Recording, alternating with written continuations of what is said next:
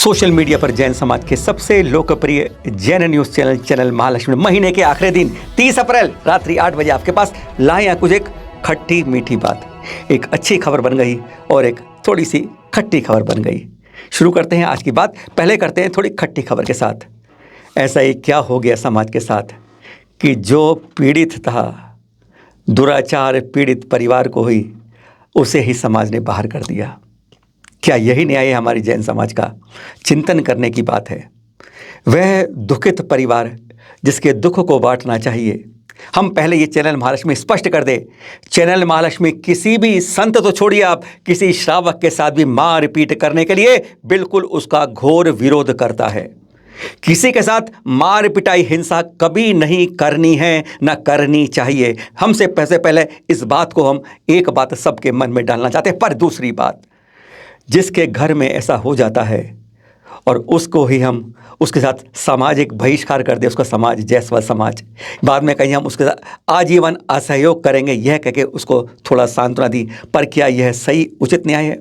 26 अप्रैल को अगर मानते हैं, हमारे पास भी फ़ोन आया था कि पंचायत की मीटिंग होने वाली है और फिर राजस्थान पत्रिका, राजस्थान के सबसे बड़े अखबार की माने तो देख रहे हैं आप कि पहले दिन यह स्पष्ट हुआ कि उसका सामाजिक बहिष्कार कर दिया जाए। जयसवाल समाज के ढिल्लो जी इस समय नहीं मिल पाए संपर्क करने पर, लेकिन पीड़ित के पिता राजकुमार जी से बात करने की कोशिश की तो उन्होंने स्पष्ट कहा, मैं माफ़ी चाहता हूं, मैं कुछ बोलना नहीं चाहता हूं। उनसे उस सभा के अंदर, जयसवाल समाज के अंदर कहा गया पंचायत ने कि जाके चलो खड़े होकर माफ़ी मांग लो। लेकिन कहीं ना कहीं ऐसी बात होती है, क्या गलत पर भी माफ़ी मांग ली जाए तो बात मानी जाती है, पर सही जो सामने हुआ, सब कुछ देखा, सबने बताया, बेटे के साथ हुआ है तो वह माफ़ी मांग ले। मतलब हम कहाँ से कैसे दशा और दिशा हमारे समाज की कहाँ जा रही है, चिंतन की बात यह आ रही है। उसने माफ़ी नहीं मांगी और तभी एक निर्णय ले गया, सामूहिक बहिष्कार। कोई इसका बहिष्कार कर दिया समाचार से अंदर। क्या यही सही उचित निर्णय है? अब समाज दो भागों में है। एक कहता है जंगल राज हो गया है और दूसरा कहता है सही निर्णय। वह हम किसी के दोष को ढकने से इलाज नहीं होगा। हम फिर बार बार कहना चाहते हैं, हम यह भी कहेंगे मारपीट कहीं इलाज नहीं है। वैसे कपड़े पहनने का अधिकार भी समाज का नहीं होता है, पर जब गुरु आज की तारीख में हम देखते हैं कि पिछले कुछ 2-3 इस तरह के कारनामे, उसके अंदर यही है कि गुरु ने ही अपने शिष्य को दोबारा दीक्षा दे दी। पुनर्दीक्षा एकदम हो जाती है। प्रायश्चित तो अलग बात है। इस बारे में मूलाचार खुल जाते हैं, लेकिन जब चर्या होनी चाहिए मूलाचार हमेशा बंद रहते हैं। तब मूलाचार की बात नहीं होती है। प्रायश्चित कैसे देना चाहिए उस प्रायश्चित पुस्तिका की बात नहीं होती है। लेकिन जब बहुत यह मुनि के शिथिलाचार में नहीं आता है, यह तो अनाचार, अतिचार, दुराचार तक पहुंच जाते हैं, उन सीमा में आता है। उनके फिर वह दिल्ली ला रहा था परिवार, अपने पीड़ित राजकुमार, उनके परिजन कहते दिल्ली लाते उनकी तबीयत बिगड़ गई, अस्पताल किया तो रेफर वापस उन्हें अजमेर के अस्पताल में कर दिया है। पिता की हालत अब इस तरह हो गई है। समाज हमारा क्या कहना चाहता है? ऐसे केसों में फिर चैनल महालक्ष्मी अपील करता है सब समाजों से, अगर इस तरह की घटना होती है पुनः तुरंत दीक्षा नहीं होनी चाहिए। और यह भी नहीं कहना चाहिए कि गलती हुई नहीं थी।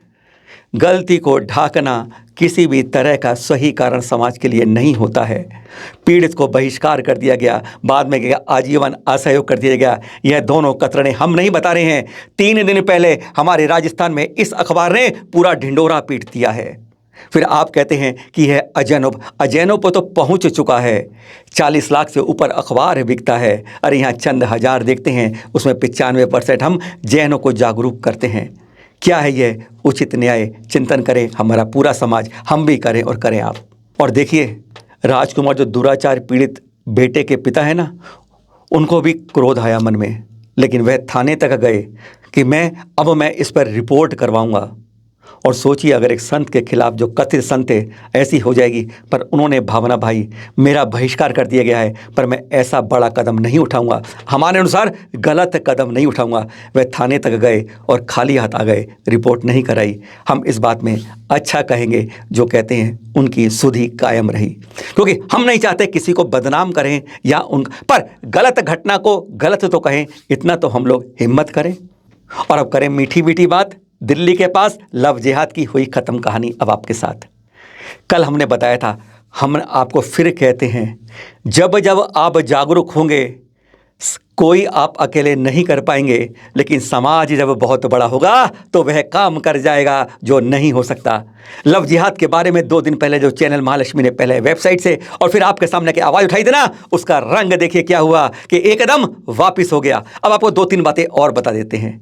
लड़की और लड़के जो है 19 साल की लड़की और 49 साल के वह मुस्लिम गए थे विवाह के लिए पंजीकरण। आज का नियम बना हुआ है कि बगैर धर्म अलग होता है आपका तो आपको पंजीकरण जरूर होता है, पर आपने इसमें यह नहीं देखा असली कानूनी पेचीदगी भी है इसके अंदर। लड़की अभी 19 साल की है और 16 दिसंबर 2021 को हमारी पार्लियामेंट ने यह नियम जारी कर दिया है कि लड़के की उम्र कम से कम 21 साल होनी चाहिए, तभी वह विवाह कर सकती है। और इसलिए यह जो उनका आवेदन था यह तो वहीं निरस्त हो जाता है। यह हमें समझ नहीं आया कि एसडीएम ने इसको ले कैसे लिया। सवाल तो हम यहां भी उठाते हैं, क्यों जानबूझकर इसको लिया गया?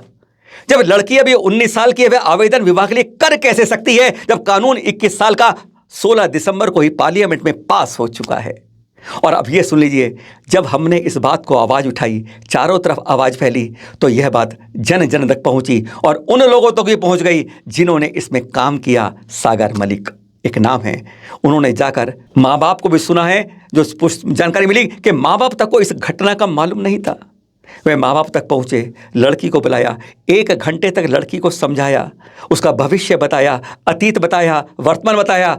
लड़की समझ गई और अब सुना यह जा रहा है कि उस मुस्लिम जो ओखला का है 48 साल से ऊपर का, अब उस पर पुलिस कार्रवाई होगी। पर कहते हैं ना, लौट के बुद्धू अगर शाम को लौट आएं तो वह भूला नहीं कहलाते। एक बार पहली बार समाज ने यह विजय दिखाई है कि लव जिहाद को उसने भी एक बार पटकी करी है, और केवल इसलिए जब हम जागते हैं तो कहते हैं दुनिया जाग जाती है और कोई ना कोई ऐसा, लोग कहते हैं मसीहा आ जाता है, निकल कर हमारी जान की सुरक्षा कर देता है। चैनल महालक्ष्मी ने आज दोपहर के समय बिटिया के पिता अजय जी से संपर्क किया और फिर निवास पर संपर्क करने की कोशिश की, तो वहां जाने पर मालूम चला कि पूरा परिवार दिल्ली से बाहर गया हुआ है। आज यही है, जब आवाज उठाते हैं आप और जन तक पहुंचती है तो जन की आवाज कहीं ना कहीं काम कर ही जाती है। फिर मिलेंगे आपसे कल सुबह और फिर कल शाम बात करेंगे शिखर जी के आगे के इतिहास के बारे में। सादर जय जिनेंद्र।